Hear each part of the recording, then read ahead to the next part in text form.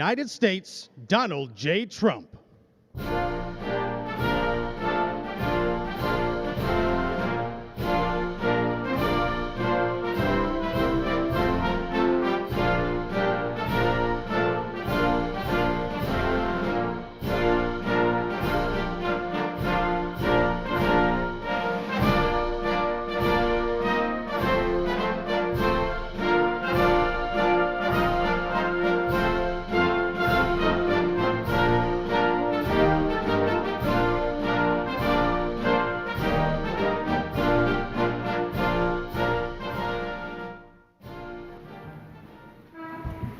Well, thank you very much. These are exciting times.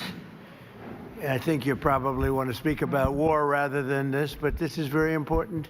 This is very important, and we're doing very well on the war front, to put it mildly, I would say. Somebody said, on a scale of 10, where would you rate it? I said about a 15. And we're going to continue to do well. We have the greatest military in the world by far. And that was a tremendous threat to us for many years. 47 years they've been killing our people and killing people from all over the world. And I think we have great support. And I think if we didn't do it first, they would have done it to Israel and give us a shot if that was possible. And if we didn't terminate the worst deal, one of the worst deals ever made, the Obama nuclear deal, I call it the Obama nuclear deal, where he gave everything to Iran, including a nuclear weapon. It was a road to a nuclear weapon. Bad things would have happened 4 years ago, because they would have had a weapon 4 years ago if I didn't terminate that deal.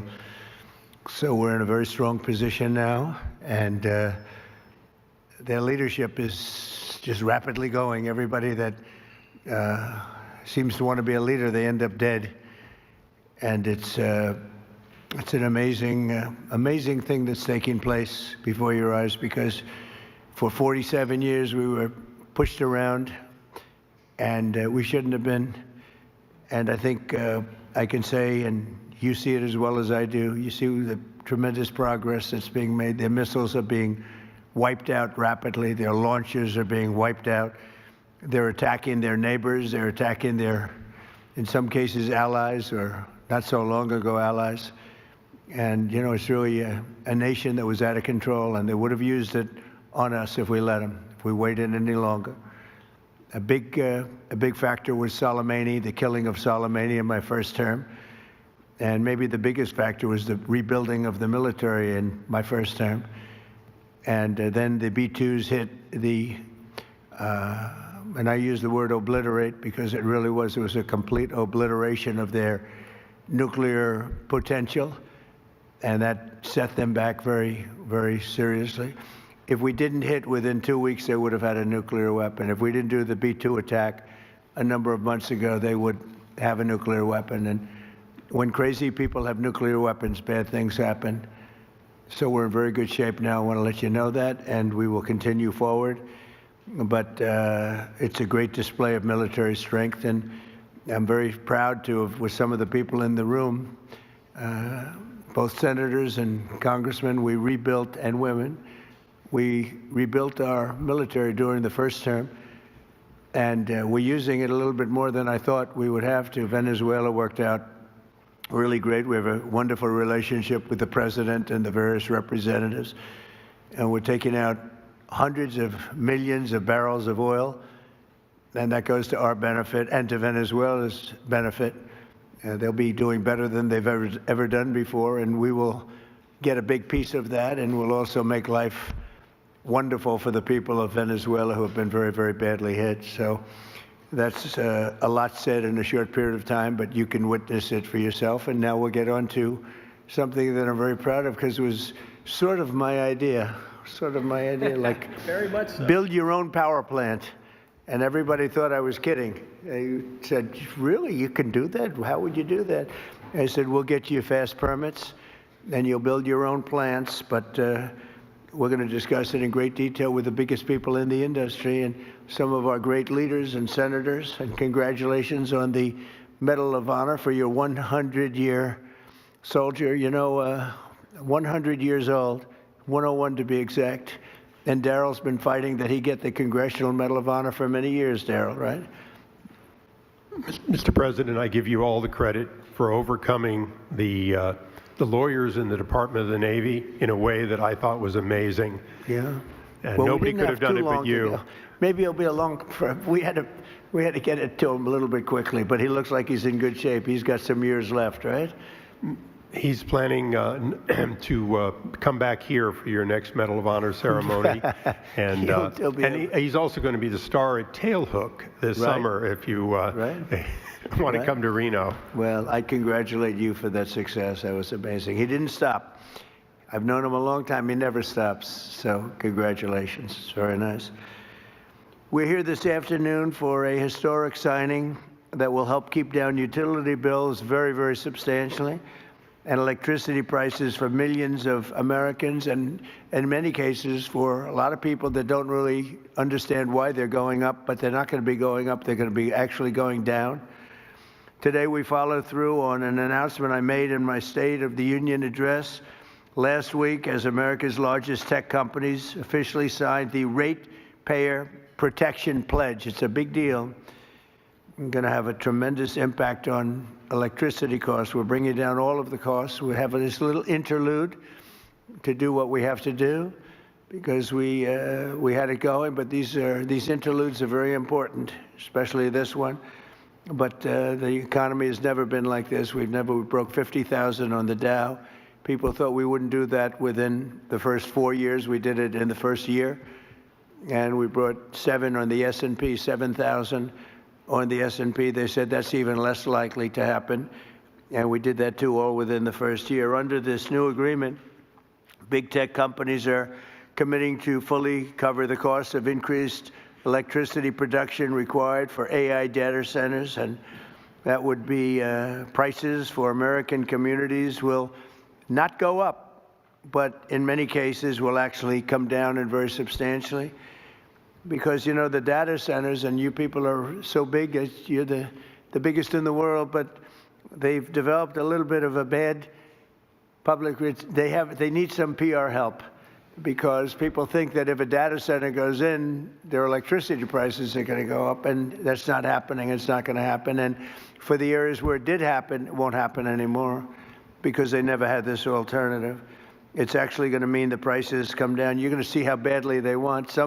Some centers were rejected by communities for that, and now I think it's going to be just the opposite.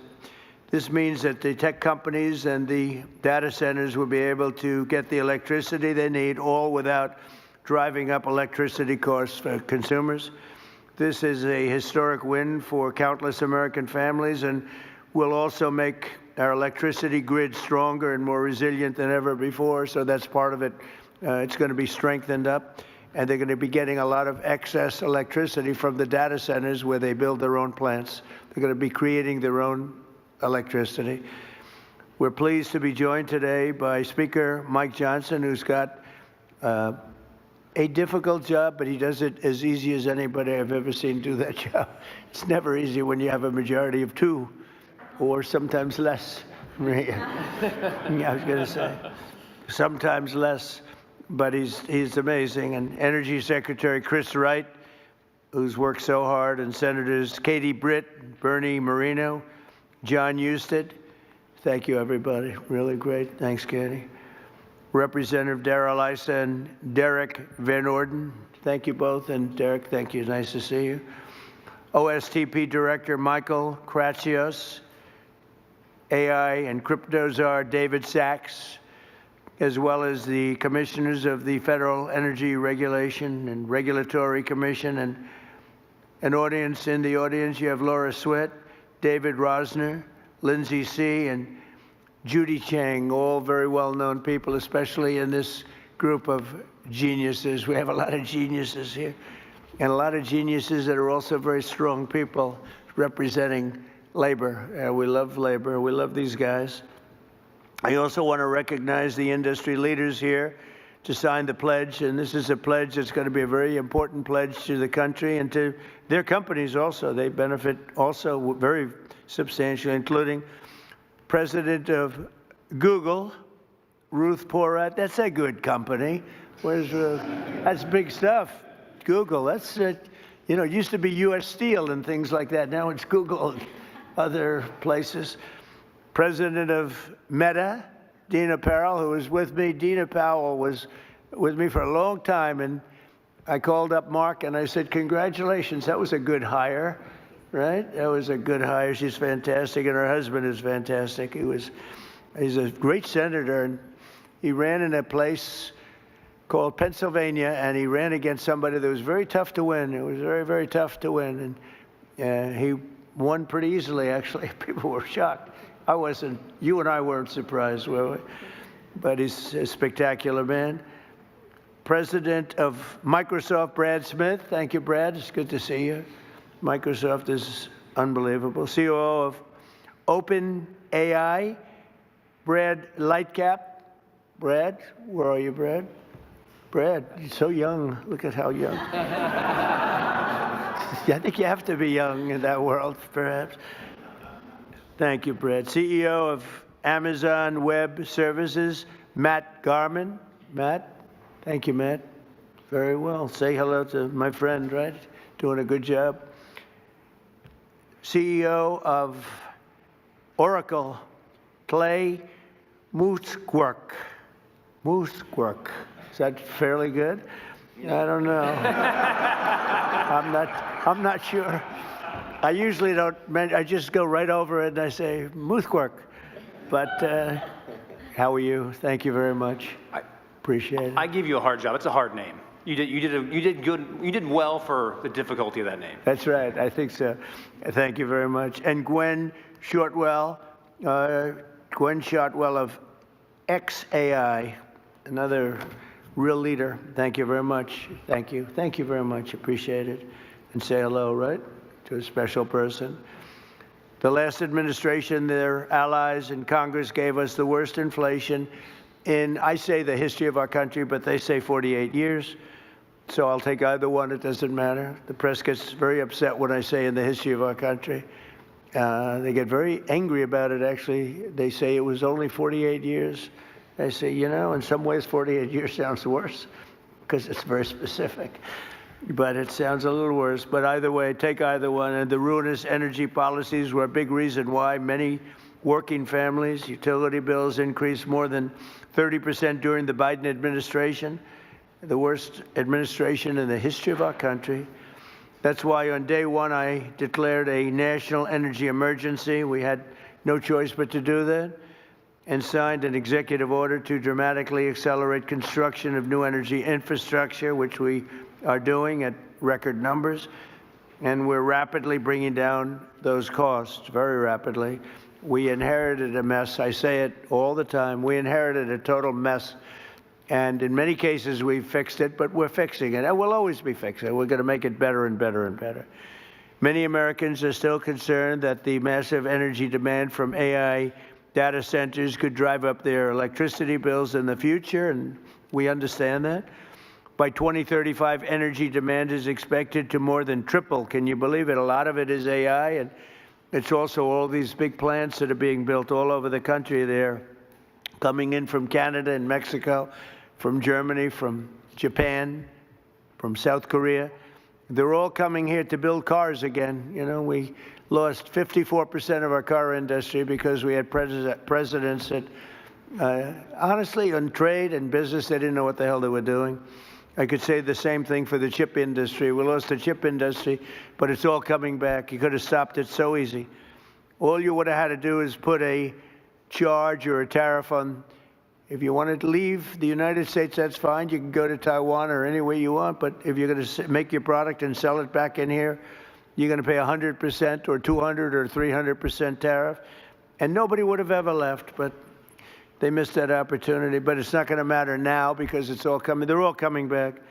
By 2035, energy demand is expected to more than triple. Under the Ratepayer Protection Pledge, we're signing today, the big tech companies are making 5 important commitments to keep utility prices down for American consumers. First, these companies are committing to provide or pay for all power generation and electricity needed for their AI projects, which is massive.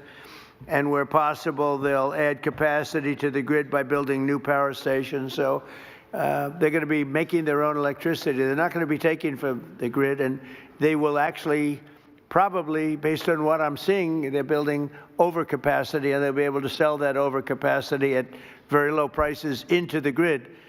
In addition to that, we're fixing the grid. Now, if we didn't do this, this was, I believe, I don't know, nobody's going to challenge you, won't challenge me. I think this was my idea. I said, wait a minute, we can't, when I first got involved with AI, they said, we will need triple the energy. Think of this, triple the energy of what we have now. Some people said double.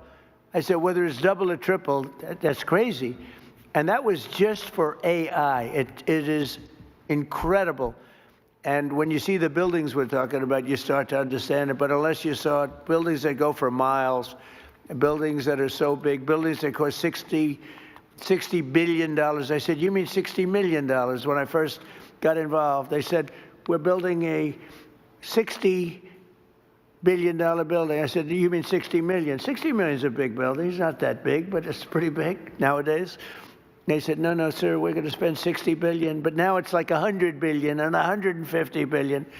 And the bottom line, it takes electricity like nobody's ever seen before. And I said, well, with an old grid, even if we fix it really well, which we're in the process of doing, you can't take that and double our electricity. They're going to have to build it themselves. And I told Mark, I actually told Mark, I told Elon, I told people, and nobody believed me. They said, you're going to let us build our own electricity? Because they've been so used to being beaten down and to have people with no ideas how to solve problems, and then the whole thing fails. It's a whole disaster. They said, no, I'm serious. And in one case, they submitted plans, and they didn't do what I told them. And when I called them, I said, why don't you have your plant here? We thought you were kidding. Are you serious? You really? They couldn't believe it, in a good way. They said, it's too good to be true. And I said, no, it's not. And here's the other thing. You'll have your approvals within 2, 3, or 4 weeks. It used to take 20 years to get it prior to rejection. So in other words, you go 20 years prior to rejection. They'd vote. I've known many plants where they've been, I knew people, they started off young. They were young trying to get approvals for a stupid plant, one plant. Their whole life was devoted to getting this plant. And around 22 years, in one case, 22 years later, he got rejected. I said, that's not good. He wasted, let's say, half of his working life on getting an approval, and he didn't get, now we get it in 2 weeks, 3 weeks, maybe 4 weeks. When I came in originally in my first term, we had 2 big LNG plants in Louisiana. They were in the 14th year of getting approvals, and they had just been rejected.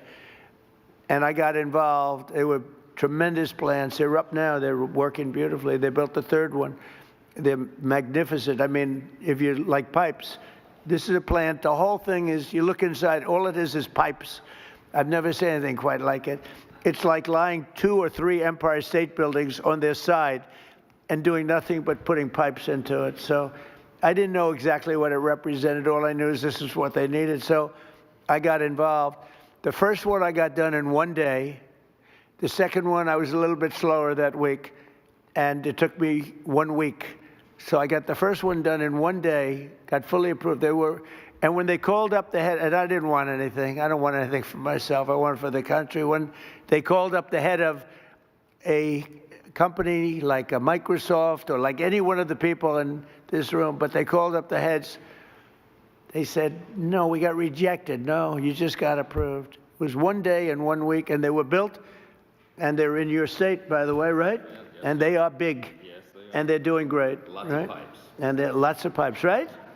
That's all I noticed. I said, I've never seen anything like that. Anyway, so for these companies committing to provide or pay for all power generation electricity needed for their AI projects, where possible, they will add capacity to the grid. They're going to be adding a lot of capacity, and I think it's going to be really, and I've seen some power plants. I'm actually more interested in the power plant than I am in information. I said, where do you make the money for this? They said, information. I said, okay, that's good. That's got to be a lot of information, though, right? And it's turning out to be true. David, it better be true, because you got a big bet. This country has a big bet on it. But it's incredible what they're doing and what they're coming up with. Second, they'll cover the costs of upgrading existing power delivery infrastructure and their energy demand as it requires further investment. So they'll be upgrading existing power delivery infrastructure. They will, third, negotiate separate rate structures with utilities to clearly and cleanly assign them to the costs of new capacity investments and commit to paying even if they do not end up using all of that electricity. They're going to make a commitment. So we're going to have a situation where you're not going to have increased electric bills for homes that are in the area or even outside of the area. And fourth, they'll invest in the local communities where they build and operate, provide workforce development and jobs for skilled Americans like those with us today. We have great skilled people, electricians, engineers, HVAC technicians, server and network technicians, power plant workers, plumbers, welders, and many others, all people that I've hired. All my life I've been hiring you guys, and you've done a great job. I built a lot of buildings, a lot of good ones. And finally, they will use their infrastructure to contribute backup power to local grids during times of need. So they're going to have a lot of backup power. We're going to have a lot of excess. Basically, we're building massive amounts of electricity, and you're not paying for it at all. And the companies want to do it because this way they can, otherwise they couldn't build. I mean, the option really was not about cost. It was about there's no way of possibly taking the old grid and doubling it in a matter of months or years. So in short, America's largest and richest tech companies will be funding a colossal expansion of U.S. energy. We'll have, I read where China is building tremendous energy. I know, you got to respect it. But we're building similar amounts. We're building what we need, and we're building it through the private sector. We're building it through great companies. And I've seen some of the plants that these geniuses, they are real geniuses, are showing. And I say, wow, that's really great. You're really doing things in terms of technology with electricity that, frankly, the standard, wonderful power companies probably aren't going to be getting there. Maybe as you build them, they'll be start. But some of the plants that I've seen, Dina, are absolutely unbelievable. So they're going to be producing massive amounts of electricity and energy. The grid, so the American consumers aren't going to have to even think about it, and your electric costs are going to be going down. Now, unfortunately, it'll take a little time to get there, so they'll say, well, you know, I don't know who's going to follow me, but whoever is going to follow me is going to have some big advantage. You know, it happened with Biden where we got a lot of approvals for things, but they take statutorily a year or 2 years. And I got one on medicine that was good, not as good as favored nations, which we just got. That's 80 and 90% drops, okay? Nobody's going to believe it. But I got one on various medicines, and it was good, but it doesn't kick in for 2 years. I said, I hope I win this election because I'm going to get so much credit. And the election was rigged and stolen. And he stood up there one day getting credit. He didn't even know what the hell he was talking about. He got the credit. He was talking about how he did this, and he had no idea what he was talking about, but we were the ones that got it. And I hate that. So this is going to happen again because somebody's going to be getting a lot of credit into the future. But this is really the pretty current future. This is going to go very quickly. This is going to happen almost immediately. The United States is leading the world in AI by a lot. We're leading China. We're leading everybody by a lot. Without this, you wouldn't even, I don't think you could build, Brad, you couldn't build a plant. Right? Without this, I don't think you could, you know, you'd have to rely on the grid, and you wouldn't be able to do that. So the United States is leading by a lot. We're leading everybody. And it's not only, you know, other countries are very much into it. They all want it. But we're going to be dominant in this field, which is very important. In crypto, we want to be dominant. We want to be dominant in everything we do. And this agreement will ensure that America can maintain the most advanced AI infrastructure on the planet without American families being forced to pick up the tab. And that's why the early ones, they hook up to the electric utilities and they can't produce the kind of numbers electric-wise that they want, and they end up raising the rates. It's not going to happen anymore, and now it's going to go the opposite way. They'll make a lot of money, and electric rates, we actually think they're not going to stay. I think they're going to actually, Chris, they're going to actually come down. electric, so your electric bills will actually come down. It'll take a little while, but not long. So this new strategy, never tried before in any country, will pave the way for continued American dominance in energy and technology working together. So you're going to have great energy sources because you're going to build them yourself, and if they're not good, you'll make them a little bit bigger and better, right? But again, a lot of people, it took me 6 months to convince people that I was serious about this, and we have a very big key to what we're doing is Lee Zeldin. He's in charge of the environmental department and energy. And the job he's done is incredible, getting you fast approvals. So some of the plants are starting and they're coming in. I say, Lee, 2 weeks for natural gas. Don't worry about wind. Forget it. It's worthless. You don't get approvals for wind. We don't do wind in this because it's a loser. Except for China, they make all the windmills. You know, China makes all the windmills. The only problem is they don't have wind farms. You ever think somebody's going to have to look at that? How many wind farms have you seen lately in China? They make the windmills, they sell them to the suckers over in Europe. Europe is buying them by the thousands. And I told them for 3 years, this is not going to work out well. And now they're saying I was right. But we are, I say, natural gas, clean, beautiful coal.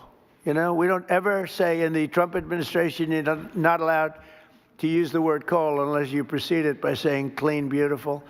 And Chris made a beautiful speech about 3 weeks ago, and he took me very, very seriously. And every time it was about coal, and every time he mentioned coal, it'd say, clean, beautiful coal, clean, beautiful coal, clean, I said, Chris, easy.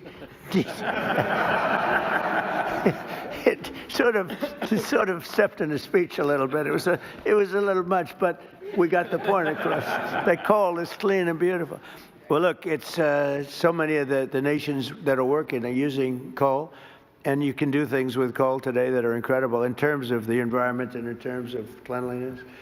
But I said 2 weeks for oil and gas, coal, and for nuclear power plant, maybe take 2 or 3 weeks. You can add on an extra week. But Lee Zeldin has done an amazing job in getting you all of the permits that you need, because normally that would take many, many years.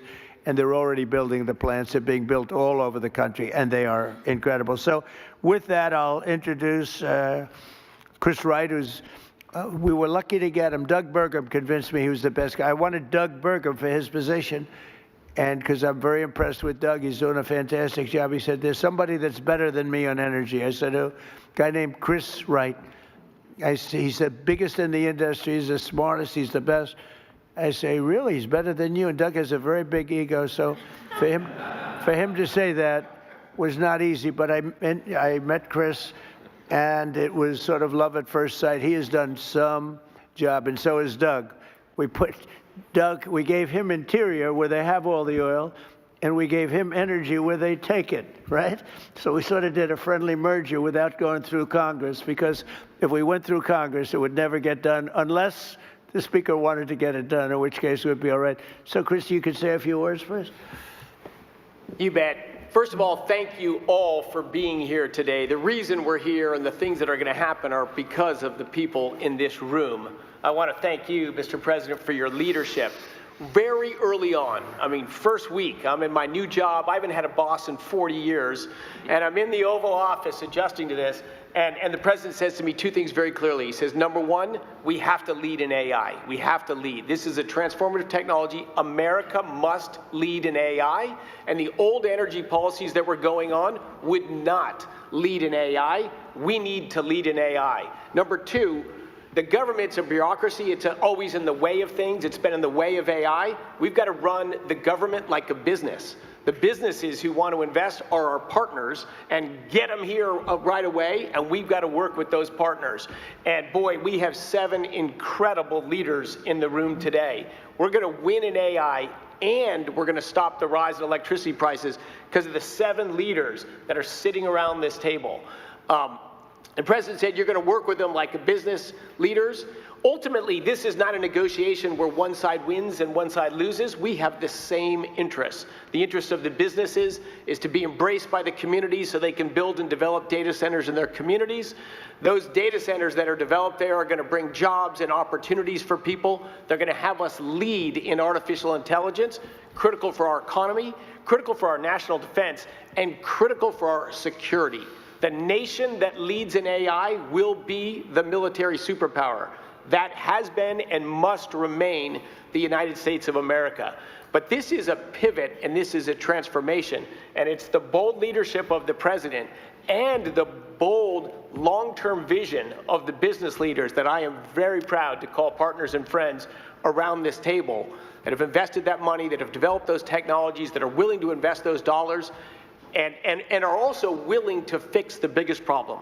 We had 30% electricity price rises during the Biden administration, and we shrunk our amount of available dispatchable electricity.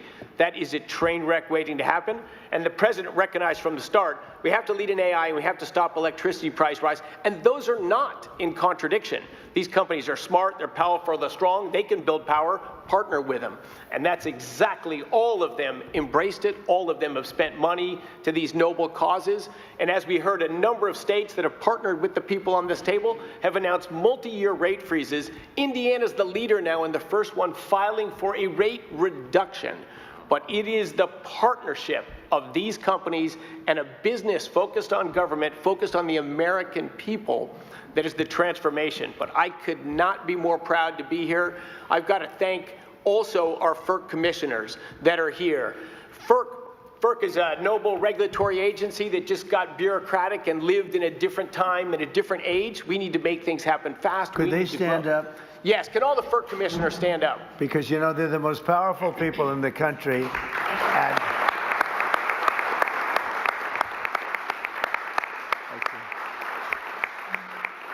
I have had more people say, do you know FERC?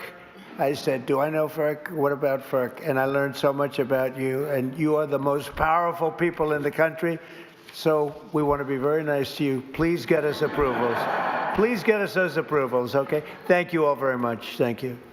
The FERC team has worked hard, smartly, and practically to enable the revolution that's going to happen. America leading in AI and stopping the price rises. Thank you all so much. And boy, one of the other things I'm crazy lucky about is to work as a partner with a guy who has the hardest job in the world and does it with a smile, does it with charm, and does it with grace. Speaker Mike Johnson. Well, thanks so much, Mr. Secretary. Thanks to you all. It's a great honor to be here with the leaders of tech and industry, the FERC commissioners. They are so very important, and all these folks who help all this happen.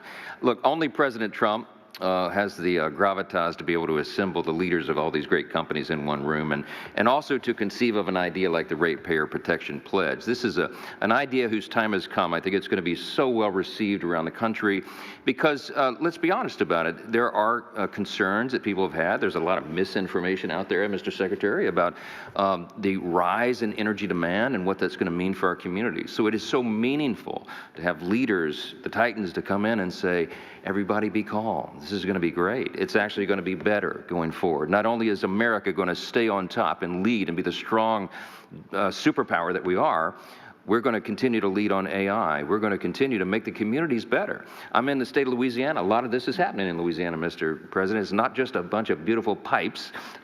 It's also data centers. Meta's doing a big one. And, of course, Amazon's working in Louisiana, and Stack, and so many of the other companies. And our communities are so grateful to have that investment, and also grateful because they're coming in as great corporate partners, community partners. And they're acting responsibly. They're helping to build out the energy grid, and they're making life better, not just with good-paying jobs. They're actually making life better in these communities and in our states. And so we're so grateful for that. I like what you said a moment ago. This is a win-win-win across the board. You have everybody who's come to the table in good faith under the leadership of this extraordinary president to make this happen for the country. It's at the perfect time.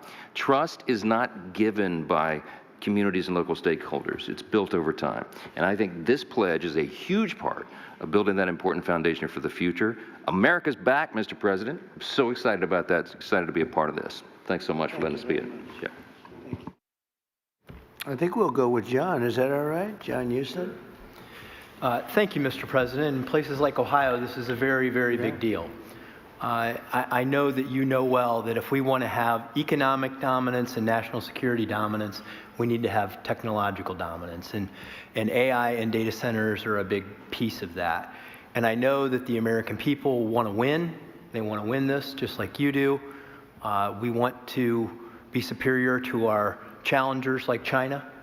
We want to have AI dominance because that helps give our military, our manufacturing, everybody across the country needs AI dominance if America wants to win. And I know that you're the leader of the America First agenda. You want America to win, but so do the people in places like Ohio, but they're concerned about energy prices, right?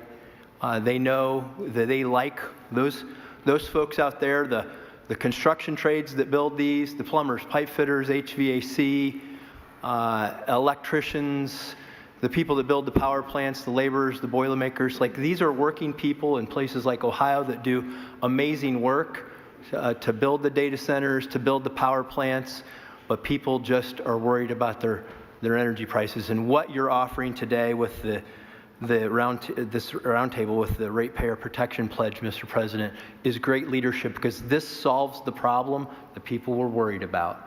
And as the data centers build new power plants, it leads to energy stability, affordable, reliable electricity for American ratepayers, helping them win the affordability battle that you're leading on behalf of this great team that you've assembled. And I just want to say thank you for your leadership on this. Thank you very much, John. And I hear you're doing very well in your race. He's running for a very important seat in a great state that I like a lot. It's always been good to me, and it's going to be good to you, and it has been good to you. So good luck with that. Okay? Thank you, Mr. President. You're going to do good. Michael, please. Thank you so much, Mr. President. You have been talking about this issue beginning as early as the campaign. In July, when we released the AI Action Plan, this was a focal point of the speech you gave. Talked about it again at the State of the Union. So this is a culmination of this idea that you've been working on for quite some time. And the key to all of this is that American AI leadership should never come at the cost of hardworking Americans' ability to pay their electricity bills. And Frontier AI that all of these great companies work on every day, along with the data centers that underlie them, are going to accelerate scientific discovery. They're going to unlock economic efficiencies. They're going to enable entire new industries to support the prosperity of all Americans. And to continue to lead in AI, these great companies need to make new data centers. We need new fabrication capacity. We need new manufacturing facilities, and we need new power plants to be able to do all this great work. And today, through this pledge, we are challenging all these companies to think bigger when it comes to data center construction by identifying ways that we can drive down the overall electricity cost, to ultimately strengthen grid resilience, and to create more American jobs in the communities that choose to build all of these data centers. By signing this pledge, all these companies here are making themselves accountable to you, Mr. President, and to the American people as they strengthen their commitment to benefiting the communities in which they build and they operate. We as an administration are using every tool at our disposal to ensure that the U.S. can build and maintain the largest, most powerful, and most advanced AI infrastructure anywhere on the planet. And today we recognize that building the future requires massive amounts of reliable energy. And I'm grateful to you, Mr. President, for acting so decisively to ensure that the growing demands of energy that we have are never passed to the American households. Thank you. Thank you very much. Dina? Thank you, Mr. President. It's such an honor to be with you today. I also want to thank your outstanding team for partnering with us.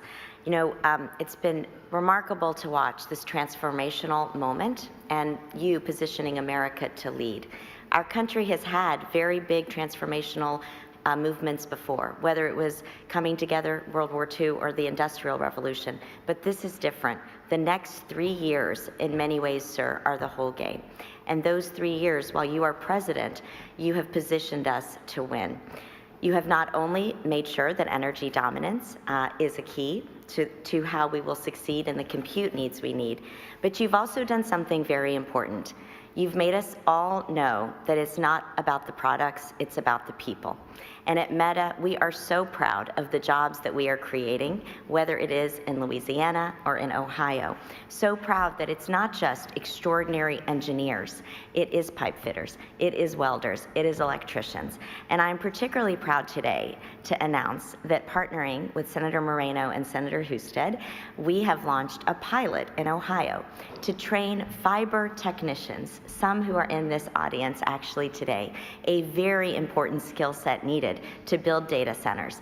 This 4-week program is a new curriculum. When you graduate, you have a license to be a fiber technician and a guaranteed job with Meta. We are also extremely proud to sign the Ratepayer Pledge today. Also, in Louisiana, as the speaker just said, we have been able to lower the costs of so many Louisiana payers, energy payers, an estimated $650 million over 15 years. So we are proud to say today that we want to fully cover the cost of the energy that we use in our data centers, create jobs and opportunity, but more than anything, sir, we are really proud that we're going to look back and have had the privilege to work with you and know that America won at such a critical time and that we did it really working with the American worker and so many others. So thank you, sir. Proud to be here with you. So nice. Thank you very much, Jen. I also want to say, sir, I forgot to say it, you know, it was 10 years ago, way before we were talking about AI, that you said there is honor and dignity in plumbers and in workforce skills training, and you asked Ivanka, as you know, to chair that.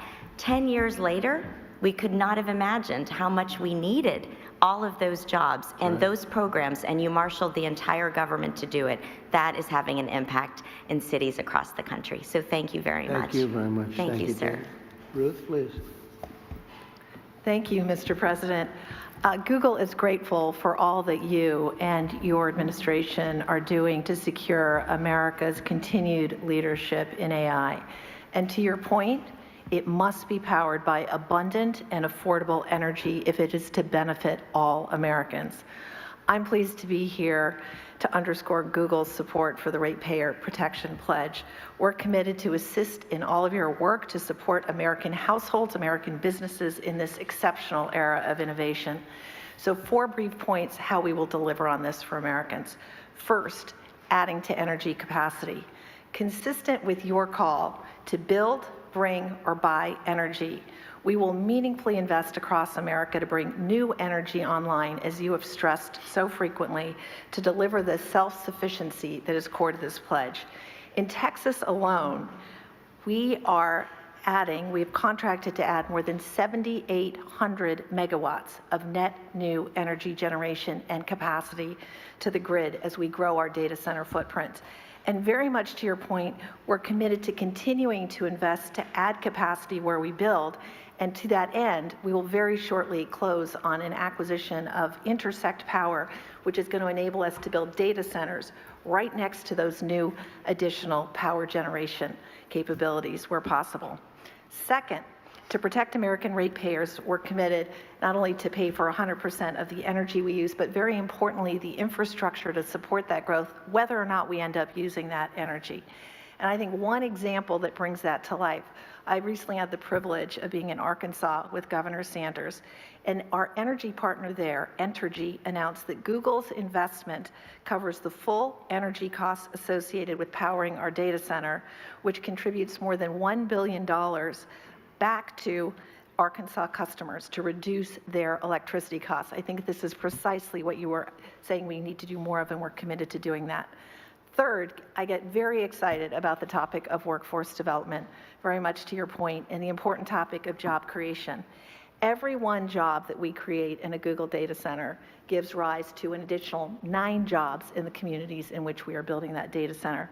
Those are high-skilled construction jobs, electrician jobs, represented by so many of the amazing people here today. It's also jobs across the community, in schools, in restaurants, with small businesses. And we announced, in fact, last week that we're providing free AI professional training for all small businesses across America. And given the clear need for electrical workers in America, We're particularly proud of the work we've led to create an electrician training program, and we're committed to train 100,000 electrical workers and 30,000 new apprentices across the country. On top of that, we're excited about significantly growing these programs. We've heard the pledge. Finally, Mr. President, as you said, the American grid needs to be more resilient, and so we're investing here as well. Two quick things. We pioneered demand response with data centers, so we, with technology, will move workloads out of the way during extreme weather events to make room for the community. And second, we're applying AI itself to the grid to increase capacity in the grid. So again, I want to thank you. I want to thank you all for convening us. The benefits from AI, responsibly delivered, are immense for America's businesses, for America's communities, and for its citizens. Thank you again for your leadership on this very important point. Thank you very much. Doing a great job. Thank you, sir. Gwen? Mr. President, I want to thank you for your... Thank you. That's right here. I want to thank you for your leadership. Because of your work on this issue, I'm confident that we will win the race with in AI with China and succeed in delivering inexpensive, abundant electricity for the American people. As you know, XAI builds huge supercomputers and data centers, and we build them fast. Currently, we're building one on the Tennessee-Mississippi state line. As part of today's commitment, we will take extensive additional steps to continue to reduce costs of electricity for our neighbors. Mr. President, we want to be on your team to deliver a big win for the American people. XAI will therefore commit to develop 1.2 gigawatts of power as our supercomputer's primary power source, and that will be for every additional data center as well. We'll expand what is already the largest global megapack power installation in the world. The installation will provide enough backup power to power the city of Memphis, and more than sufficient energy to power the town of South Haven, Mississippi, where the data center resides. We will build new substations and invest in electrical infrastructure to provide stability to the area's grid. We will build state-of-the-art, we haven't talked about that yet, but this is actually quite important. We will build state-of-the-art water recycling plants that will protect approximately 4.7 billion gallons of water in the Memphis aquifer each year. And we will employ thousands of American workers from around the city of Memphis on both sides of the Tennessee-Mississippi border. We will also commit to deploying our AI technology to make people's lives better, creating a period of abundance where electricity becomes cheaper and people have access to the best goods and services humankind has ever seen. Finally, Mr. President, we commit to take these efforts into orbit. We are currently designing orbital data centers powered by the nuclear reactor in the sky. Launching supercomputers into space will mean even more energy on Earth, as all the power plants that we're building now and power sources we've built will be available to the communities instead of the data centers. I've been in the space industry for nearly 40 years, sir, and I have never seen things move more quickly than under your administration, so thank you for that. Mr. President, you've been strong and clear about building AI that benefits Americans and benefits American values, including demanding that AI is consistent with American values. In July 2025, you signed an executive order directing agency heads to support only those AI models that prioritize truth-seeking and are ideologically neutral. We still fully support that order, and we're fully on board with the Ratepayer Protection Pledge, and I'm really excited to be here. Thank you so much for your commitment. Thank you very much. Thank you. Would anybody like to say something? We're finished with the official speakers, but we have the most important people in the room, and great people, political and otherwise. Would anyone have anything? Please, Darrell. Perhaps as the California representative here, I can tell you how excited I am about your proposals. First of all of you have major presence in California. And not long ago, I visited the largest site of one that's not here today, Apple. It's in Reno, Nevada, Mr. President. It is 1,700 acres. It goes on, as you said, forever with buildings. It is doing a great job. It is one of dozens. Most of you also have centers being put up in that same neighborhood just outside my state of California. The reason they're there is the availability of power. And the story I just wanted to briefly say that says a lot about the current state versus where you're putting it with the help of industry. They have what you would call huge, beautiful power plants, one after another that they have. They built them for backup because in Nevada they were able to get all the power they wanted, but they built in resilience there. They've only had to run them extensively when California calls and says we're having a blackout. Would you please turn on your power generators so we don't go dark in San Jose, miles away? That said so much to me about the responsibility of these companies already in the past building backup power, but also the need to have the resilience that these plants will create as a result of your work. And they won't be diesel plants, they'll be clean burning plants, they won't be temporary or backup, they'll be positive. Lastly, my state has invested in solar, so much so that we have it to burn during the day. Literally, we burn it. We don't know what to do with it. The ability of these power plants to take solar when it's in excess and then provide that resilience 24/7, all as a result of your leadership. And so, as someone who is from a state that may build less of them, but needs them more than any other state, I want to thank you for what you're doing, because these companies now can be empowered to do a lot more than what they did so far on the edge of California to help California be part of winning the AI race. Thank you very much. We'll go very quickly. David, please. Thank you, sir. As I think all of you know here, we have an AI boom going on. We also have a construction boom going on. Just the leading companies in the U.S. are investing $650 billion this year building out this infrastructure. That's a 2% tailwind to GDP, and that is leading to job increases for construction workers and huge wage increases for construction workers like the fellows we got right up here. So this is a very important boom to sustain, and thanks to your leadership, Mr. President, we're doing that, and we're protecting residential ratepayers, making sure that their electricity prices will not go up. That's the combination we need.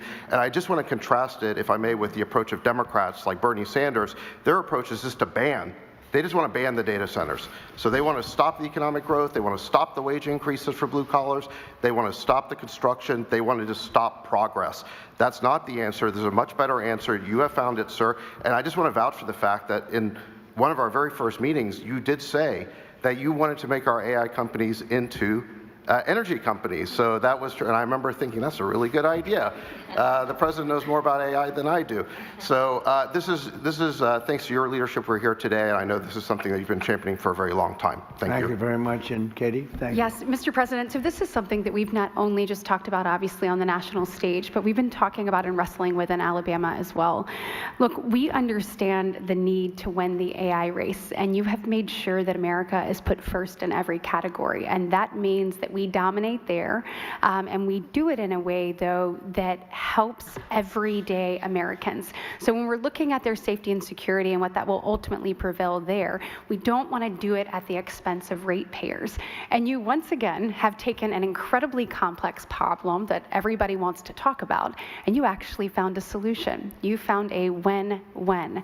We're not only going to win the AI race as a result of what you're doing today, but you have said to every American, to every Alabamian, I see you. And we're going to make sure that your energy cost not only does not go up as a result, but you even said today with the added capacity that it's actually going to go down. In addition to all of that, just want to say thank you to you for being willing to be good community partners. That's what makes all of this work. So the communities that you will ultimately reside in, you are saying we want to build you up in every sense of the word, giving you greater opportunity as a result of this pledge today. So, Mr. President, thank you for making sure that Americans were put first, and that this progress is not at their expense, but is rather at to their benefit. Yep, that's right. Very quickly, Derek. Mr. President, I have to tell you something. You're the only person in the world that could put together this coalition. You are the only person in the world. I hope the American people understand what we're talking about here today. You're meshing high tech with the hammer. You're putting these guys with the hard hats with the 100-pound brain nerds, and that's gonna be the future. Sorry, I love you guys. And so, Mr. President, the thing that the American people need to understand is that you're not thinking about an election cycle. You're thinking about the next generation. And what you're doing today by having this coalition of people is making sure that the future generations, our children, are not going to have to be concerned about losing a war. And that means so much, especially in this time now. If people really take a step back and appreciate this is actual visionary leadership, and it's going to take care long before or long after we're all gone, sir. Your efforts today are going to make America great into the foreseeable future. So thank you so much. Thank you, Derek.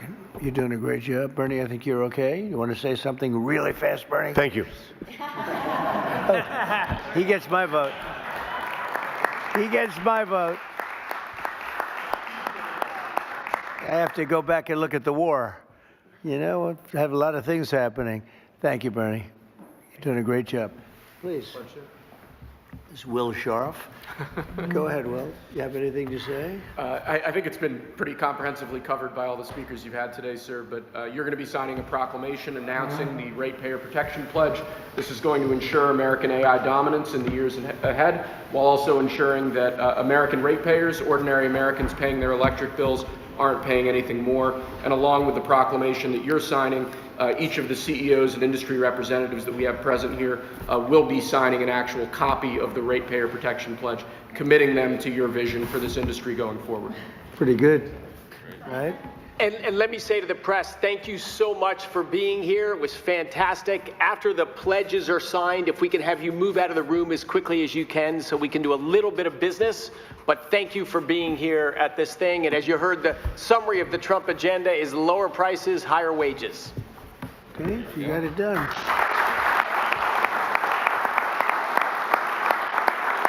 That's a good one. It's a good one, Antifa.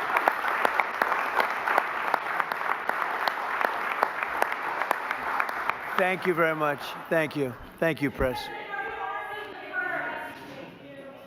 Thank you very much. Press.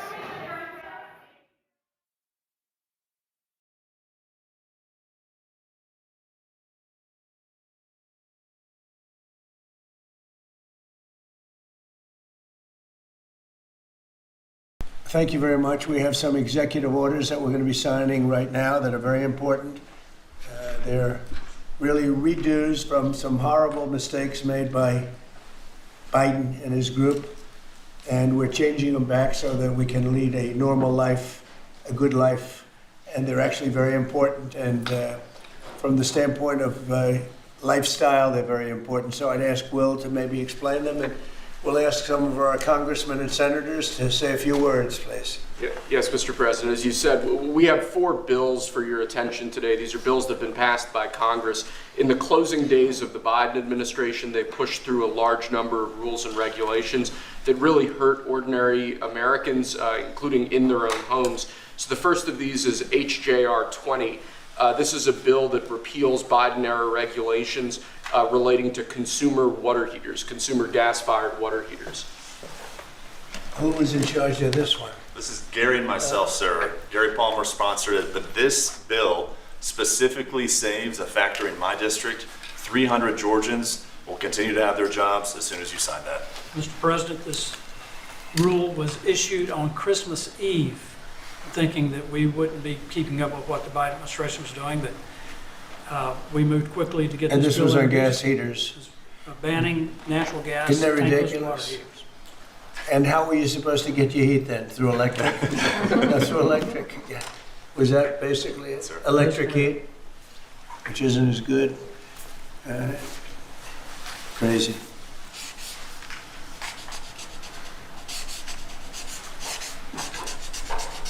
You Gary, hold that up. Brian, hold that up. You guys were great. Thank you, Mr. President. No sense, just no sense. But in addition to that, you have a lot of workers that lose their job, right? Yes, sir. 300 workers Crazy. saved because of you. Good, thank you. It's an honor. There's the Golden Dome, by the way, if you're interested. There's the Golden Dome. It'll save all your lives someday, maybe. Okay, good. Thanks, Brian. You hold it up. Yes, sir. Next, Mr. President, we have House Joint Resolution 24. This is the same basic idea, but this relates to walk-in coolers and freezers and other refrigeration devices. Again, last-minute Biden-era regulation that hits ordinary Americans hard. And what do they do? They put increase, in. they increase the energy efficiency requirements for walk-ins, coolers, and freezers, and therefore putting an undue burden on businesses across the country. Everything from restaurants to pharmacies, hospitals were To all a going point to where be it didn't impacted. work. In other words, they made the restrictions so strong that it didn't work. And it was going to cost them so much money to actually meet the energy efficiency standards, which didn't really save much money. So this is going to actually help our small businesses across the country, Mr. President. Good.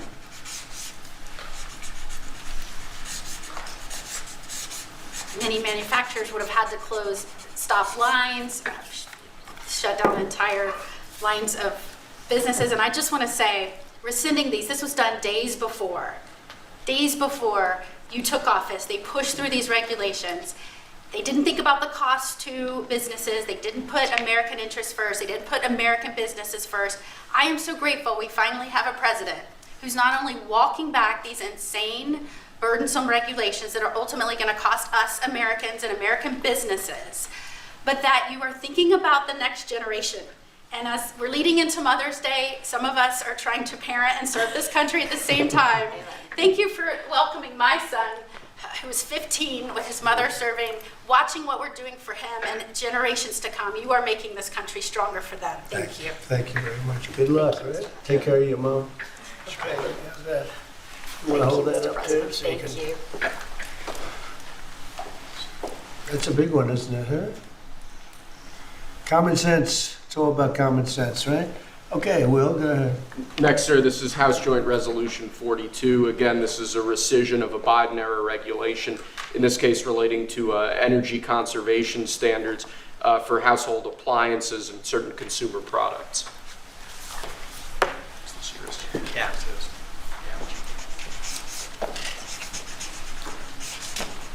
That's a good one. I know who's over there. I know who did this. Explain that, please. Sure. Look, this is helping fight inflation because the cost of the burden on appliance manufacturers is going to drive up the cost of them producing household products, which means that when you go buy a washer, dryer, any appliance, it was going to drive up the cost for consumers. It reduces consumer choice. But in the bottom line, we've been trying to fight inflation. This fights inflation. This takes the cost out of producing these products that Americans need every day. And when you add all this up, it's one regulation here, one regulation there. They always say it's de minimis, but when you add it all up, it costs a lot to American consumers, and this is fighting back. And it's not as good. And it's not as good. Not nearly as good, not nearly as efficient, and more costly. Other than that, it's wonderful. Thank you. Great job. Thank you very much. Great. Fantastic. Okay. And lastly, sir, we have House Joint Resolution 75. Again, this is a rescission of a Biden-era regulation, in this case relating to energy standards for commercial refrigerators, freezers, and refrigerator freezers. Do you have the sink one in here? The sinks and shower heads? We have an executive order on that coming for you later, sir. Yes, That's sir. coming when? Later this afternoon. Okay, good. You going to be around later this afternoon? Good. Sinks and shower heads, where you buy a home and you have a new shower head and you don't get any water. The water doesn't come out of the sink. The water comes out of nowhere. What a shame. What a ridiculous waste. Okay, let me do this. Come here. Who's responsible for this, Will? This is mine, Mr. President. Oh, good man Yes, here. sir. Okay. Thank you. You want to discuss that? Yes, sir. This was a government regulation that we have now repealed. Thank you very much, Mr. President. That now saves the American taxpayer. I was getting ready to say the Texas taxpayer, them too, but the American taxpayer, because who would have ultimately paid the price on a government mandate and a government regulation? The people of America. So you just saved the American taxpayer money. So thank you very much. That's fantastic. Thank you. It's a great job. Okay, any questions? Mr. President, airlines said today that the 10% baseline tariff on all countries is here to stay, even after the deals are done. Does that mean that countries offering zero tariffs won't get reciprocity? You are going to always have a baseline. I mean, there could be an exception at some point. We'll see. Somebody does something exceptional for us. That's always possible. But basically, you have a baseline of a minimum of 10%. And some of them will be much higher, 40%, 50%, 60%, as they've been doing to us over the years. We had a wonderful deal yesterday. We have 4 or 5 other deals coming immediately. We have many deals coming down the line, and ultimately we're just signing the rest of them in. But we always have a baseline of 10%. And then specifically on the possibility of an increase in taxes on wealthier Americans, what do you say to conservative Republicans who argue that this is an increase on small business owners? Well, what we're doing is we're actually, if we ever did that, it would only be, and from what I hear, people would love to do it, rich people. I would love to do it, frankly, but what we'll do is that, they'll go around saying, oh, this is so terrible. Would you do it? Is you're giving up something up top in order to make people in the middle income and the lower income brackets save more. So it's really a redistribution. And I'm willing to do it if they want. I would love to be able to give people in a lower bracket a big break by giving up some of what I have. But I'll tell you, a lot of people say don't do it because of the fact that you have the Bush statement about read my lips, but he lost because of Ross Perot. He didn't lose because of that statement. And then on the SALT. But I don't think they're going to be doing it, but I actually think it's good politics to do it where richer people give up, and it's a very small, it's like a point, but they give it up to benefit people on a lower income. And then on the SALT tax credits, Mr. President, there are some Republicans who say, why is it that these 45 other states should be paying taxes to alleviate the tax burden of New York? Or it's only because those states are behind, very badly behind, and those people were affected very badly. And, the sad part is oftentimes they were affected badly because you had bad management in those states, like in California with Newsom and, people. So you had some bad management. But that's being worked on now, and they may do a piece one way or the other.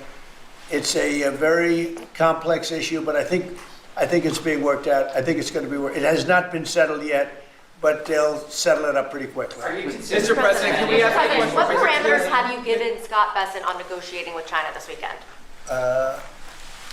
We have to make a great deal for America. Are you going to be disappointed if he comes back without a deal? No, not at all, because we already made a great deal. We're not doing business with China right now. Given your relationship with we lost $1 trillion last year with China, $1 trillion. So if you're not going to do business with them, you're not going to lose $1 trillion. But we lost. I want China to do great. I'm very friendly with President Xi. I have great respect for him and for China. But we can't continue to allow them to do what they did. When I was president, they paid hundreds of billions of dollars in tariffs and taxes. And then Biden screwed it all up. What he did to this country between the border and between all of the other problems, the wars, everything, what he did to this country should never be forgotten. But one of the things he did is the trade was so bad and so imbalanced. So I think we're going to come back with a fair deal for both China and us. Have you given Bessent a number of how low you're willing to go? Yeah, I have. Are you willing to share that number? No. 80%. But I put out a number today, 80%, so we'll see how that all works out. Mr. President, the U.S. Embassy in Kyiv is warning right now about possible Russian significant attack on Kyiv. What's your message for Putin? I have a message for both parties. Get this war ended. We're losing 5,000 soldiers a week, Russian and Ukrainian soldiers, and other people also, by the way. And I say, get this stupid war finished. That's my message for both of them. Thank you very much. We'll see you later. Thank you, Press. We're heading out. Thanks, guys. Thank you. Right out through there. Thank you. He just came in to say hello. You guys, what did you discuss? Almost nothing. He came in to say hello. It was very nice, and I think he came in to thank me, frankly. I mean, I would say the primary reason, but he was very nice. He's a nice man, but I think he actually came in to thank me. Is he complying with ICE like you'd like to see?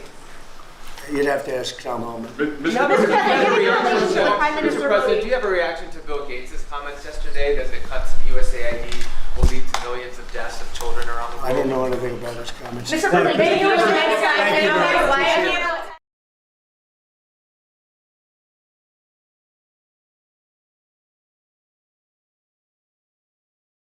Thank you very much. I was just dealing with people from the Middle East, our people and other people on the potential peace deal for the Middle East. Peace for the Middle East, that's a beautiful phrase, and we hope it's going to come true, but it's very close. And they're doing very well. We have a great team over there, great negotiators, and there are unfortunately great negotiators on the other side also. But it's something I think that will happen, got a good chance of happening. I may go there sometime toward the end of the week, maybe on Sunday, actually, and we'll see. But there's a very good chance negotiations are going along very well. We're dealing with Hamas and many of the countries. As you know, we have all of the Muslim countries are included. All of the Arab countries are included. Very rich countries and some that are not so rich, but just about everybody's included. It's never happened before. Nothing like that's happened before. And our final negotiation, as you know, is with Hamas. And it seems to be going well. So we'll let you know. If that's the case, we'll be leaving probably on Sunday, maybe Saturday, maybe a little later than Saturday evening, but that seems to be our schedule. It should be clear to all Americans that we have a very serious left-wing terror threat in our country. Radicals associated with the domestic terror group Antifa that you've heard a lot about lately, and I've heard a lot about them for 10 years. And other far-left extremists have been carrying out a campaign of violence against ICE agents and other officials charged with enforcing federal law. In Chicago, anarchists have surveilled at least 4 local ICE facilities and posted diagrams of the buildings online, meaning nothing but bad, accompanied by photos of specific ICE agents that they're targeting, one in particular who's a top person and a great patriot. In July, approximately a dozen Antifa-aligned militants stormed the ICE facility in Texas and then lured officers out of the building before firing dozens of rounds at police. They were crazy, frankly, shooting one Texas officer in the neck. And in Portland, Oregon, Antifa thugs have repeatedly attacked our officers and laid siege to federal property in an attempt to violently stop the execution of federal law. Everything we're doing is very lawful. What they're doing is not lawful. And what the governor and the mayor of, as an example, you could say of Portland, and you can say certainly of Chicago, it's not lawful what they're doing. They have to be very careful. In addition, 2 weeks ago, a radical left terrorist in Dallas conducted a sniper attack on a local ICE facility, killing 2 people and leaving behind a note that read, "Hopefully this will give ICE agents some real terror." That's bad. This attack came the very same month that Charlie Kirk was assassinated by a far-left extremist who inscribed the words, "Hey, fascist, catch," meaning catch the bullet, onto the bullet shelf itself. The epidemic of left-wing violence and Antifa-inspired terror has been escalating for nearly a decade. At universities, Antifa has organized riotous mobs to attack campus speakers. I see it all the time. And these are agitators, anarchists, and they're paid. And you'll find that out. You'll be finding it out very soon. You should see what we have on these people. These are bad people. These are people that want to destroy our country. We're not going to let it happen. They've used armed gangs to assault local police in cities nationwide, and they've attacked journalists reporting on their crimes. So the journalists that report on their crimes, don't worry, you're very safe. I hope that's not going to turn you around, but they have been very threatening to people, but we're going to be very threatening to them, far more threatening to them than they ever were with us, and that includes the people that fund them. Probably some of the people I know, some of the people I dine with, but if they do, they're in deep trouble. So we're going to be looking very strongly at the people that are funding these operations. When you see the signs, and they're all made out of a beautiful, beautiful paper, beautiful, nice, stiff, very expensive paper, with beautiful wood handles, all the same color. They come from very expensive printing machines. These are not people that write out their signs in a basement that believe in something. These are paid anarchists. At least 3 of these courageous journalists have personally been victims of Antifa attacks. Andy Ngo has been repeatedly beaten by Antifa thugs for his work in Andy is a very serious person, too, I have to tell you. I've been watching him for a long time. Is Andy here? That's what I thought. Hello, Andy. I thought that was you. You're looking better than you do out on those streets, huh? You look much better. It's nice to have you. You feel a little safer here, I think, maybe. Well, not that safe, because you have them. You have to worry about that. But thank you very much. Andy Ngo has been repeatedly beaten by Antifa, and including one assault that left him with a brain hemorrhage. Only days ago, Nick Sortor was assaulted in Portland by a flag-burning mob, and we've made it 1 year penalty for inciting riots. We took the freedom of speech away because that's been through the courts, and the court said you have freedom of speech. But what has happened is when they burn a flag, it agitates and irritates crowds. I've never seen anything like it on both sides, and you end up with riots. So we're going on that basis. We're looking at it not from the freedom of speech, which I always felt strongly about, but never passed the courts. This is what they do, is they incite. When you burn an American flag, you incite tremendous violence. We have many examples of it, many examples of it, and it's actually down on tape, and you see things happen that just don't happen unless it's the flag that's burning. Very recently, Katie Davis Court was hit in the face with a flagpole in Portland by an Antifa radical, leaving her with a very blackened eye. So, Katie, thank you very much. And I'd like to also say that I watched Nick. Where's Nick? Is Nick here? Nick? Hi, Nick. That was a rough time you went through. I hope you got my little note. I wrote you a note. Yeah, I really appreciate that. It helped a lot because it was a difficult situation. It was very stressful, and your note helped a lot. I truly appreciate it. I thought it was terrible, actually. I thought it was terrible. So we'll talk about it a little bit. Under the last administration, the Department of Justice targeted faithful Catholics, Christians, and patriotic parents as domestic extremists. They said, oh, they're extreme because they believe in God. They're extreme because they go to Catholic church, or evangelicals, where everybody was under the gun. Unless you were a really bad, sick person, then they left you alone. Under the Trump administration, we're going after Antifa criminals, and all who fund and support their campaigns are in serious trouble. And we have a lot of records already, a lot of surprises, a lot of bad surprises. It's people that you would never think. I want to thank Attorney General Pam Bondi, who, by the way, yesterday was incredible in Congress. It was amazing, and she just did it from the heart and the brain, because she's very smart, in all fairness. But she did it from the heart, and she did it an incredible. Everybody was talking about it. She exposed some of these fake senators, these terrible senators, people like Blumenthal that had a phony war record. For 20 years, he talked about what a hero he was, and it turned out he never went to Vietnam. For 20 years, he talked about being a hero in Vietnam. Then it was exposed when he said what platoon he was with, and it was exposed that somebody was watching from that particular platoon. They said he was never with us. And then he went out and he cried, and he was ready to drop out of the election. And disgraceful. And then he looks at people like Pam and he starts criticizing her, and she's a patriot. And they ought to do something with that. You know, we have a young congressman that's right now in jail for lying about where he went to college and other things. It was, you know, frankly not good. It was pretty bad. But it was nothing compared to Blumenthal. I mean, what Blumenthal did, he was for 20 years a hero, a great war hero. And then he sits back and, you know, sanctimonious kind of a guy, looks down, how dare you do this to the American public, you know? What a fake. But I thought Pam was incredible yesterday, as well as Secretary Kristi Noem, who's really out there courageously, and I appreciate it, Kristi, amazing what you're doing.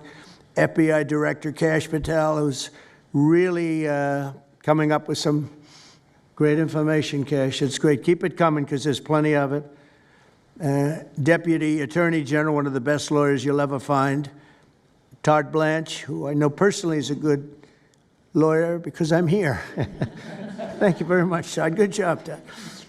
Let me ask Attorney General Bondi to say a few words, and then we'll follow it up with Secretary Noem and Director Patel. And we're going to have some of the people around the table, very courageous people, and they're going to be talking, journalists, almost all, and they're going to be talking, and we'll take some questions from the press at the end. Okay, Pam, please. Thank you, President Trump. And as you made clear, Antifa is a domestic left-wing terrorist organization. We've seen them on video for years because they wanted to be seen and they got away with it. They beat journalists, they attack courthouses, they attack police stations, they dox and assault our law enforcement officers. The Biden administration let them commit these crimes with total impunity for years. So did Democrat leaders like Pritzker and Mayor Brandon Johnson. Last week, independent journalist Nick Sorter was arrested just for protecting himself against Antifa.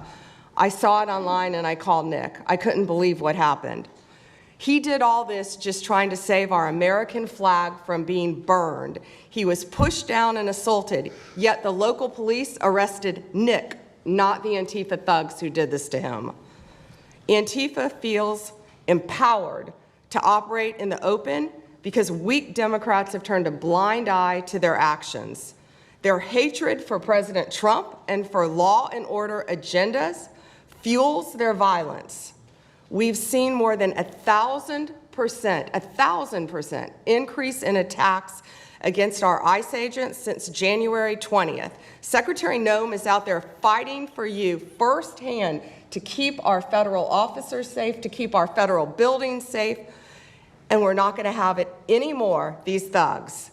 We saw what's happening in Portland and Chicago, and you saw what happened in Dallas. No longer. This is not activism, it's anarchy.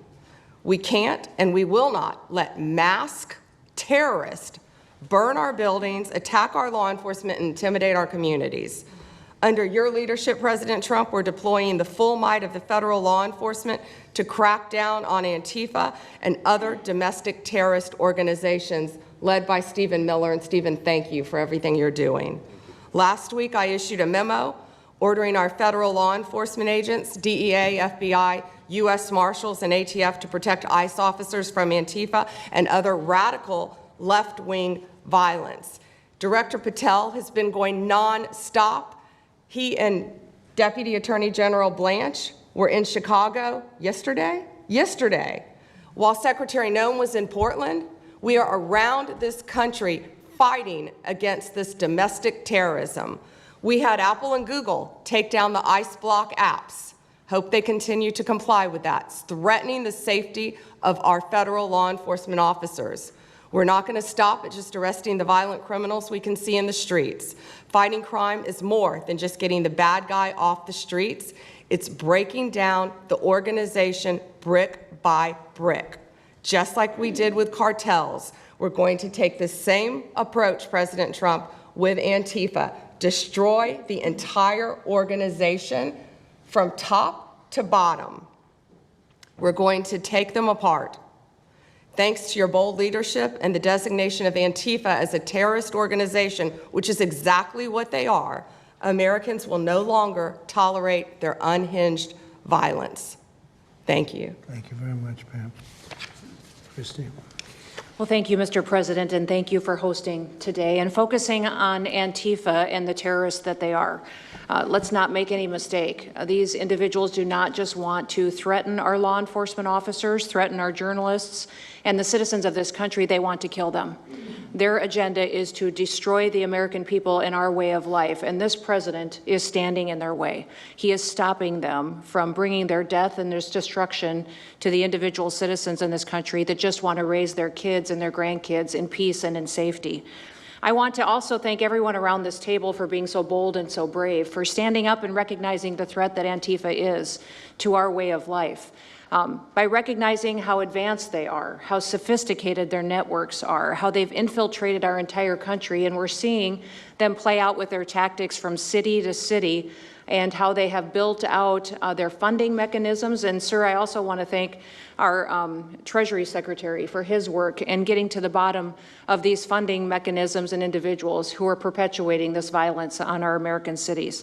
I was in Portland yesterday and had the chance to visit with the governor of Oregon and also the mayor. They're in town, and they are absolutely covering up the terrorism that is hitting their streets. While you talked about some of the stories of our ICE agents, our Border Patrol agents, how they have been attacked, how they have been shot at, injured, the damage that they've done, these leaders in these local cities, along with Pritzker and Johnson, ignore what's going on, or, sir, they're helping Antifa cover it up. We have arrested dozens of individuals that are Antifa members or affiliated with them, and I want to thank our Attorney General for prosecuting them and making sure they never see the light of day again. They have been so bold in making sure we're bringing those individuals to justice. One of the individuals we arrested recently in Portland was the girlfriend of one of the founders of Antifa, and that we are hoping that as we go after her, interview her, and prosecute her, we will get more and more information about the network and how we can root them out and eliminate them from the existence of American society. I want to thank the new journalists here today for telling their stories and for being able and willing to go to the streets and to cover what's happening here in America. Many times the legacy media has looked the other way, refused to tell the stories. The networks have not really focused on what this is and what damage it is doing to our country, and how this network of Antifa is just as sophisticated as MS-13, as TDA, as ISIS, as Hezbollah, as Hamas, as all of them. They are just as dangerous. They have an agenda to destroy us, just like the other terrorists we've dealt with for many, many years.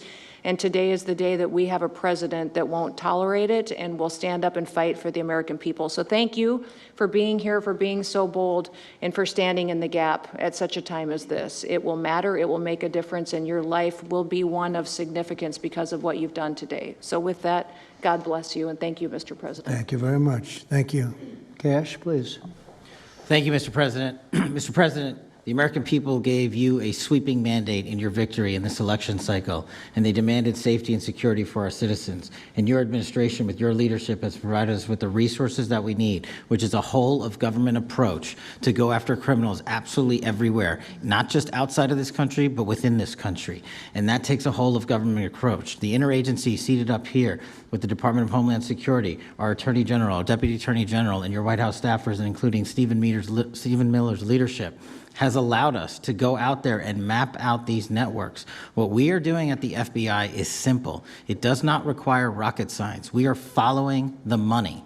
Money never lies. And that's what it's going to take to bring down this network of organized criminal thugs, gangbangers, and yes, domestic terrorists, because that's what they are. They are harming everyday citizens in every single one of our communities. And the folks you see here on the right and left, they're some of the bravest men and women we have today. They're reporting the stories live time because the mainstream media won't cover it. They're putting their lives on the line. They're standing up for the flag. The least we can do is stand up for them. So you have my thanks. I read more of your stories than I do theirs because you guys are putting out the truth.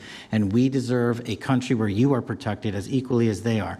We, in this FBI, will go after with the criminals with a vengeance. We will not rest until we find every single seed, money, donor, organization, and funding mechanism that we have.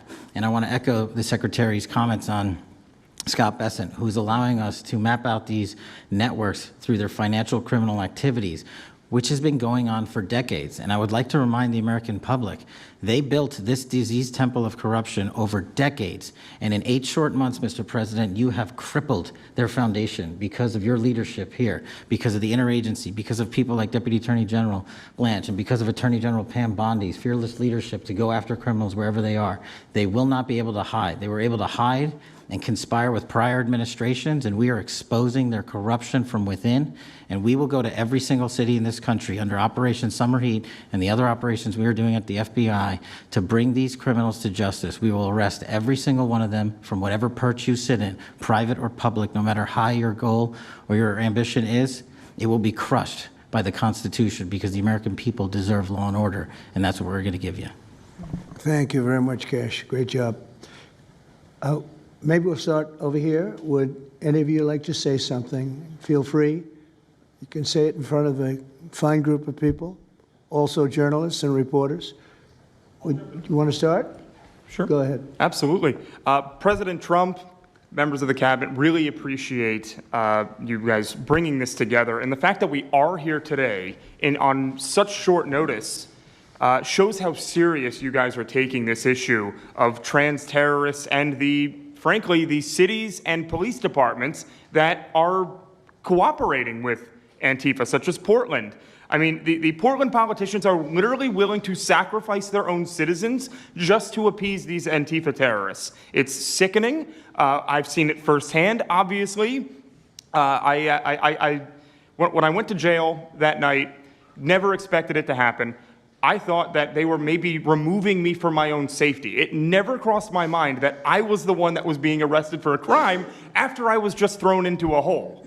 I heard from the Department of Homeland Security after I had gotten out of jail, and one of your, I won't say exactly who it was, but somebody very close to Secretary Noem over here said that they were legitimately worried for my safety in the Portland jail. But luckily the Portland jail was, I was the only one there, essentially, because they don't actually arrest people in Portland, besides conservative journalists, I guess.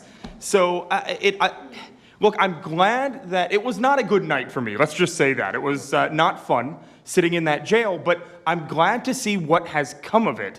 And I've been able to talk to a bunch of FBI agents, ATF agents, DHS agents that I didn't even know existed until I went there and went to that ICE facility.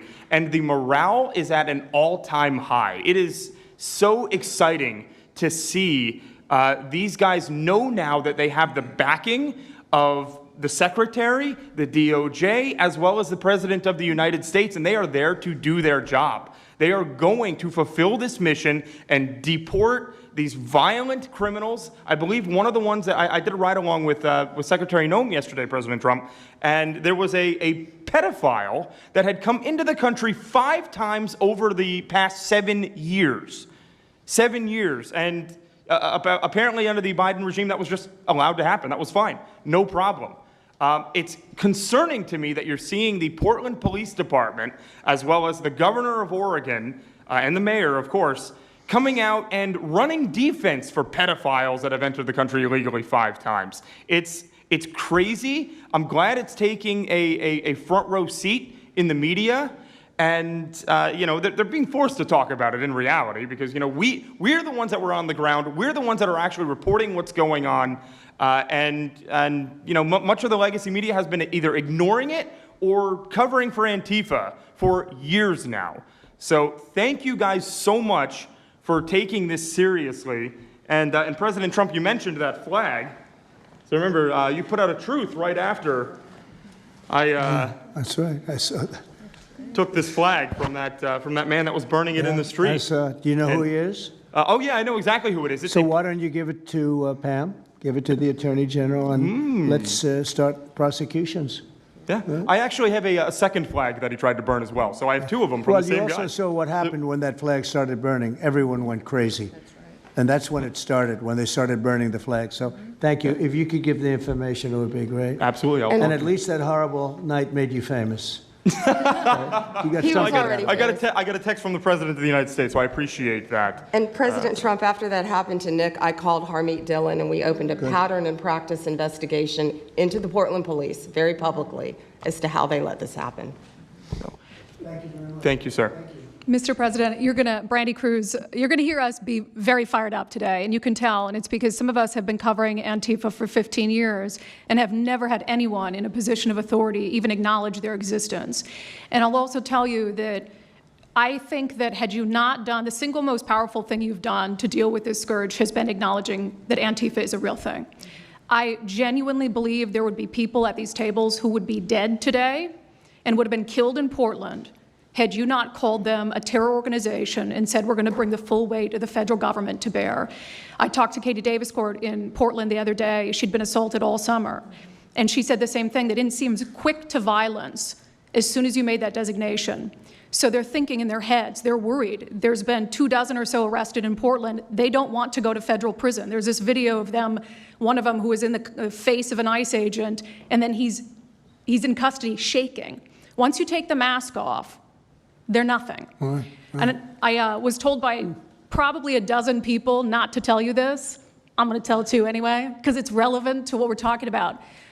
I'm living proof that you can recover from TDS. I had strong Trump derangement syndrome for probably 8 years. This is one of the reasons I recovered from it. And by the way, it's much better to not have TDS. I'm happier, I'm healthier, more successful. I even think I got a little more attractive after I got rid of my Trump derangement syndrome. Yes. You know, I'm a reporter in Seattle, and frankly, I could not care any less what any of you have to say about this meeting. Could not care any less. We're not here for you. I'm not here to convince any of you that Antifa is a real thing, because if you have not come to that conclusion by now, you are never going to come to that conclusion because you don't want to see it. And you're going to go and you're going to say it's a bunch of right-wing conservative influencers who are here spinning a tale. I was one of you. I was a mainstream reporter in Seattle for 10 years. I was a TV reporter on the streets doing my job, and I was still assaulted by Antifa. So it's not about being conservative. It's about people who go there and show what they're doing. And when I saw, after all those years, that the media wouldn't be honest about what was happening, that Democratic politicians wouldn't be honest about what was happening, I thought, well, gosh, if they're not being honest about that, maybe they're not being honest about President Trump either. And it opened my mind to just looking at things for what they were. And now I find you quite funny, actually. Now, it's like I said, I'm much happier about it. But, you know, for me, again, I could not care any less the stories that they go to print. This is what I care about. We have 3.5 years. Nothing is guaranteed, although I think if Democrats keep it up, we'll probably have Republican presidents for the next 3 decades. But nothing is guaranteed, and so what I want to see over the next 3.5 years is a full court press to dismantle Antifa once and for all in a meaningful way. I know, Andy, we talked before this about some ideas. That's really what we want to. I don't care what the media says. I don't care what Democrats say. They will never wake up to this fact. So we want the federal government to take as many of these cases as possible, look at the interstate travel between Portland and Seattle when it comes to these people who are committing violent acts, and hopefully in 3.5 years, they will be a shell of their former selves. Very close to done, and it's Antifa and many others, unfortunately. Yes. There are many others, bad ones. Most have been named terrorist organizations. There are a couple that we're going to. But I think we've got it pretty well covered. But there are many others. But very specifically today, it's Antifa, and it's really bad. And we're going to get it cleaned up. Andy, do you have something? Thank you very much. I'm glad you no longer have TDS. I feel very good about that. Fully recovered. Thank you. Thank you, Mr. President and members of the Cabinet. I have a lot of gratitude and a little bit about my background. I'm born in Portland, Oregon, from there. And growing up, it's always been left-wing, very progressive. And I liked it. It had cafes and artists and those who lived a bohemian lifestyle. And in 2016, I was a graduate student at Portland State studying political science. I was an editor at the student paper there, a very progressive paper. And I was assigned to cover the election night demonstrations. Well, the elections night protests turned to riots, 3 days of violent rioting in Portland. And it was the first time that I saw groups dressed in black with their faces covered. This was 4 years before COVID. Some of them were waving the black flag of anarchism, some the red flag of Marxism. And within seconds, they would ravage one street to another, to another, to another.